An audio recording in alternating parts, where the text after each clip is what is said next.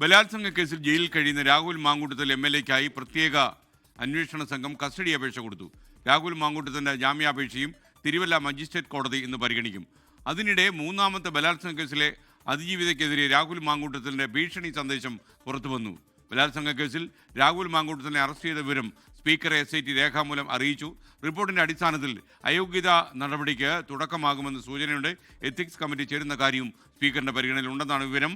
ഷിജോ കുര്യൻ നമുക്കൊപ്പം ചേരും. അതേപോലെ ഷബീദ് റാവുത്തർ ചേരുന്നുണ്ട്. മാവേലിക്കരുന്ന അച്ഛൻ പാലാഴി കൂടി ചേരും. ആദ്യം ഷിജോ കുര്യനിലേക്ക്. ഷിജോ, ഈ നമുക്ക് ലഭിക്കുന്ന വിവരം അനുസരിച്ച്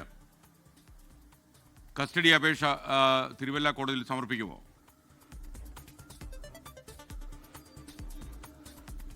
SKN രാഹുൽ മാങ്കൂട്ടത്തിലിനെ കസ്റ്റഡിയിൽ ആവശ്യപ്പെട്ടുകൊണ്ട് SIT തിരുവല്ല മജിസ്ട്രേറ്റ് കോടതിയിൽ കസ്റ്റഡി അപേക്ഷ സമർപ്പിച്ചിട്ടുണ്ട്. ഇതിനകത്ത് രാഹുൽ മാങ്കൂട്ടത്തിലിനെ 7 ദിവസം കസ്റ്റഡിയിൽ വേണം എന്നുള്ളതാണ് SITയുടെ പ്രധാനപ്പെട്ട ആവശ്യം. കാരണം കസ്റ്റഡിയിൽ വാങ്ങിയെങ്കിൽ മാത്രമേ ഈ സാഹചര്യ തെളിവുകളും ശാസ്ത്രീയ തെളിവുകളും അടക്കം ശേഖരിക്കാൻ കഴിയുകയുള്ളൂ.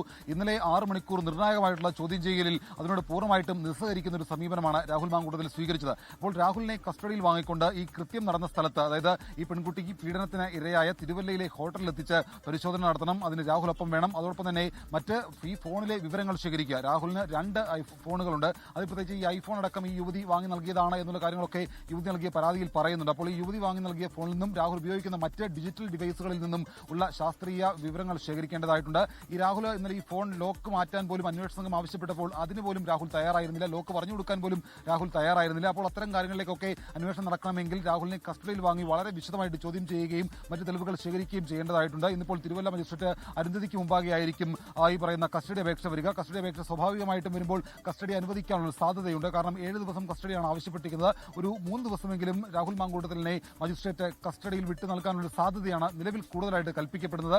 അതോടൊപ്പം മറ്റൊരു കാര്യമെന്ന് പറയുന്നത് രാഹുലിന്റെ ജാമ്യാപേക്ഷ കൂടി ഇന്നിപ്പോൾ കോടതിയുടെ പരിഗണനയ്ക്ക് മുമ്പാകെ വരികയാണ്. സ്വാഭാവികമായിട്ടും മജിസ്ട്രേറ്റ് കോടതിയിൽ നിന്ന് രാഹുൽ മാങ്കൂട്ടത്തിന് ജാമ്യം കിട്ടാനുള്ള സാധ്യത വളരെ കുറവാണ്. ബലാത്സംഗം, അതുപോലെ തന്നെ ഭീഷണിപ്പെടുത്തൽ തുടങ്ങിയ വകുപ്പുകൾ ചുമത്തി കേസെടുത്തിട്ടുള്ളതുകൊണ്ട് തന്നെ മജിസ്ട്രേറ്റ് കോടതിക്ക് ജാമ്യം കൊടുക്കാനുള്ള ഒരു സാഹചര്യം നിലവിൽ ഈ കേസിൽ നമ്മൾ കാണുന്നില്ല. അതുകൊണ്ട് മജിസ്ട്രേറ്റ് കോടതിയിൽ നിന്ന് ജാമ്യം നിഷേധിച്ചാൽ പോലും, അല്ലെങ്കിൽ ഈ കോടതിയിൽ വാദം നടക്കുമ്പോൾ പോലും രാഹുൽ മാങ്കൂട്ടത്തിന്റെ അഭിഭാഷകൻ ഈ ജാമ്യാപേക്ഷയിൽ ഒരു കടുത്തൊരു വാദം ഉന്നയിക്കില്ല എന്നുള്ള വിവരങ്ങൾ കൂടി പങ്കുവച്ചിട്ടുണ്ട്. കാരണം ജാമ്യം ഇവിടുന്ന് വേണ്ട, ജില്ലാ കോടതിയിൽ ഞങ്ങൾ ജാമ്യം വാങ്ങിക്കൊള്ളാം. അതായത് ജാമ്യം നിഷേധിച്ചുകൊണ്ട് കോടതി ഇറക്കുന്ന ഓർഡർ വാങ്ങിക്കൊണ്ട് ആ ഓർഡറുമായിട്ട് ജില്ലാ കോടതിയിലേക്ക് പോവുക, ജില്ലാ കോടതിയിൽ നിന്ന് ഇതുമായി ബന്ധപ്പെട്ട് വാദം നടന്ന് അവിടുന്ന് ജാമ്യം വാങ്ങിക്കൊള്ളാം എന്നുള്ള നിലപാടിലേക്ക് രാഹുലിന്റെ അഭിഭാഷകൻ എത്തിയിട്ടുണ്ട്. എന്തായാലും രാഹുൽ മാങ്കൂട്ടത്തിൽ ജയിലിൽ തുടരുകയാണ്. ഇന്നിപ്പോൾ ജാമ്യാപേക്ഷ കോടതി പരിഗണിക്ക് വരുന്നു. അതോടൊപ്പം തന്നെയാണ് ഈ കസ്റ്റഡി അപേക്ഷയും. കസ്റ്റഡി അപേക്ഷയിൽ കോടതി എന്ത് തീരുമാനമെടുക്കും എന്നുള്ളതാണ് അറിയാനുള്ളത്.